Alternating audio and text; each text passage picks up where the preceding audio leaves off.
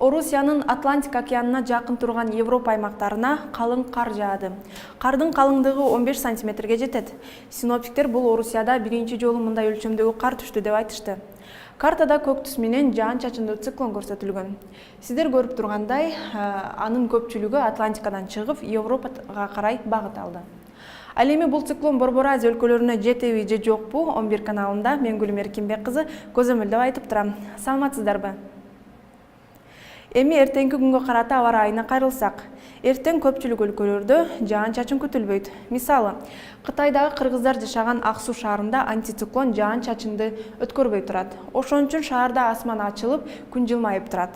А Үрүмчү шаарында түнкүсүн мелүүн жааган кар күндүзү токтоп, күндүн бети көрүнөт.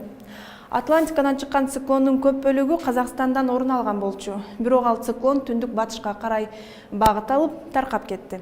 Ошон үчүн эртең Астана шаарында кар жаашы токтогону менен асманды кара булут каптап турат. Алматы шаарында да жаан-чачын күтүлбөйт.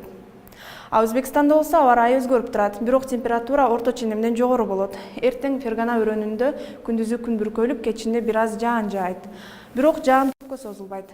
Борбор калаасы Ташкентте эртең күнү бою күн бүркөлгөнү менен түнкүсүн асман ачылып кетет.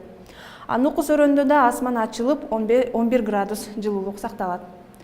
Каспий деңизине жакын жайгашкан Түркменстанда да жаан-чачын күтүлбөйт. Дашогус өрөөнүндө бүгүн жааган жаан эртең токтоп, күн чайыттай ачылат.